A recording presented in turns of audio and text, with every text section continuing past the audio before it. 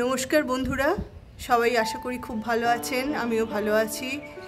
সবাইকে রমিস কিচেনে সুস্বাগত। চলুন দেখা যাক আজকে একটা নতুন রান্নার রেসিপি। সর্ষে পমফ্রেট কারি বানাতে লাগছে পমফ্রেট 5 পিস মিডিয়াম সাইজের, হলুদ গুঁড়ো 2 চা চামচ, নুন 2.5 চা চামচ, কালো জিরে 1 চা চামচের একটু কম, 2টো পেঁয়াজ মিডিয়াম সাইজের কুচি করে কাটা, একটা মিডিয়াম সাইজের টমেটো কুচি করে কাটা, সর্ষের তেল 3 টেবিল চামচ, সর্ষে 1.5 টেবিল চামচ, পোস্ত 1 টেবিল চামচ, লঙ্কা 3 থেকে 4টি, ধনে পাতা সাজানোর জন্য। আমি আমার রান্নাঘরে চলে এসেছি। আর আপনারা তো আগেই দেখে নিয়েছেন যে পমফ্রেট মাছের ঝাল বানানোর জন্য কি কি ইনগ্রেডিয়েন্টস লাগছে। তো এবার আমি রান্নাটা শুরু করছি। প্রথমেই 5টা পমফ্রেট মাছকে আমি ভালো করে কেটে ধুয়ে নিয়েছি। এবার এর মধ্যে আমি নুন আর হলুদ মাখিয়ে নিচ্ছি। এর মধ্যে দিচ্ছি আমি 1 চামচ পরিমাণ হলুদ,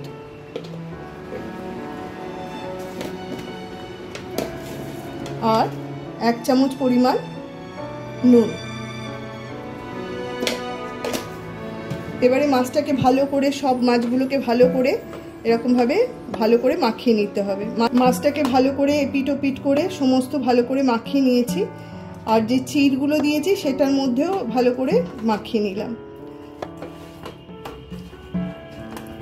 তো হয়ে গেছে আমার এটা নুন হলুদটা মাখিয়ে নেওয়া। তো গ্যাসের ওভেনে আমি কড়াটাকে চাপিয়ে দিয়েছি। এবার এর মধ্যে আমি দিয়ে দিচ্ছি 2-3 চামচ মতন বড় চামচের সর্ষের তেল, কারণ মাছগুলোকে ভাজতে হবে ভালো করে।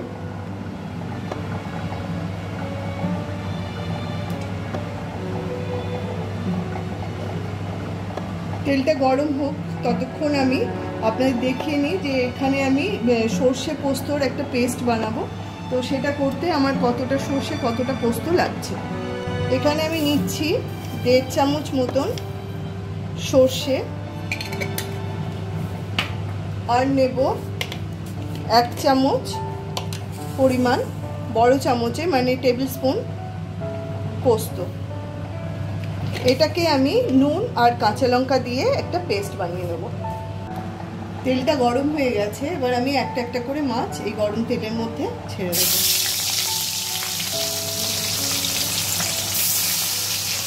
একসাথে আমি বেশি মাছ ভাজবো না, আমি দুটো দুটো করে ভেজে নিচ্ছি। এবার আমি আর একটা পিস মাছের এটা উল্টে দেবো, আর একটা পিস ভাজতে দেবো। এটা মাছটা খুব বেশি কড়া করে ভাজবো না, ওই পিসটা এরকম রং ধরলে আমি মাছটাকে উঠিয়ে নেব। মাছগুলো হয়েই গেছে, এটা আমি উঠিয়ে নিচ্ছি। আর এইভাবেই আমি বাদবাকি মাছগুলোকেও ভেজে নিচ্ছি হালকা করে।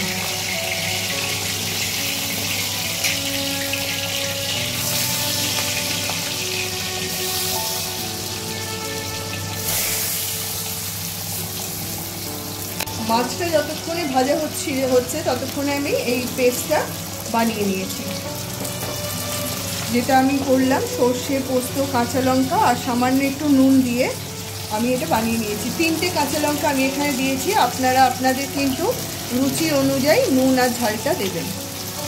মাছ সব ভেজে তুলে নিয়েছি। আর এই তেলের মধ্যেই আমি এবার দিয়ে দিচ্ছি 1 চামচেরও একটু কম আছে কালো জিরে।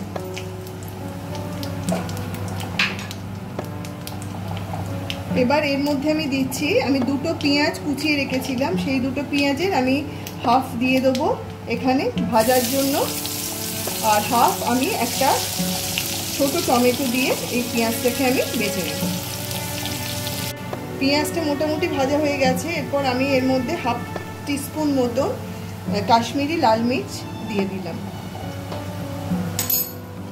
এবার এটাকে আমি একসাথে মিশিয়ে নেব। আর এবার আমি এখানে দিয়ে দিচ্ছি যেটা টমেটো আর যেটা পেঁয়াজের পেস্ট, সেইটা আমি এর মধ্যে এবার অ্যাড করছি।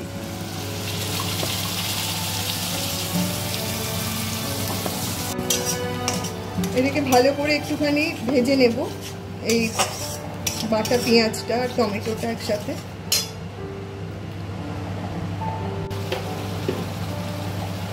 এটা ভাজা হতে হতে এর মধ্যে আমি দিয়ে দিচ্ছি 1 চামচ হলুদ গুঁড়ো, আর দিয়ে দিচ্ছি 1 চামচ পরিমাণ নুন। আপনারা কিন্তু নুনটা একটু বুঝে দেবেন, কারণ মাছ কিন্তু ভাজার মানে মাখিয়েছি নুন দিয়ে, আর যখন পেস্টটা বানিয়েছি সর্ষে পোস্ত কাঁচা লঙ্কা সেখানেও কিন্তু নুন দেওয়া রয়েছে, তাই নুনটা কিন্তু আপনারা বুঝে দেবেন। এটা একটু ভাজা হতে থাক। 2 মিনিট মতন হয়ে গেছে, এটাকে আমি কষছি। এবার তেলও ছাড়তে শুরু হয়ে গেছে, মশলা থেকে তেল বেরিয়ে আসছে। তো এবার আমি এর মধ্যে দিয়ে দেবো জল। এখানে আমি 1 বাটি, ছোটো বাটির 1 বাটি জল নিয়েছি, সেই জলটাকে আমি এর মধ্যে দিয়ে দিলাম।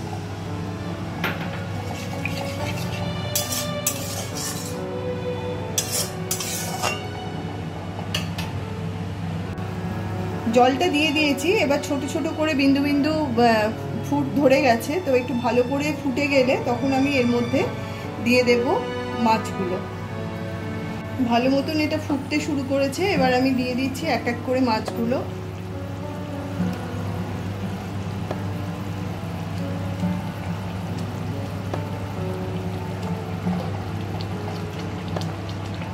এবার আমি সর্ষে পোস্ত কাঁচা লঙ্কা বাটাটা এর মধ্যে দিয়ে দিচ্ছি।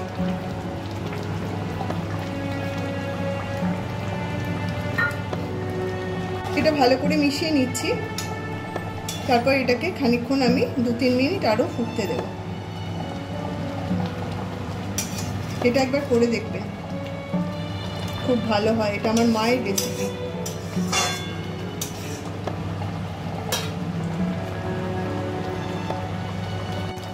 দুটো লঙ্কা আমি ওপর থেকে এর মধ্যে দিয়ে দিলাম।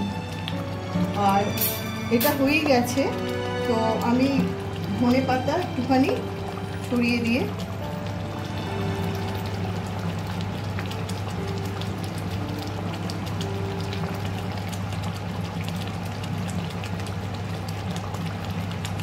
গ্যাসটা এবার অফ করে দেব।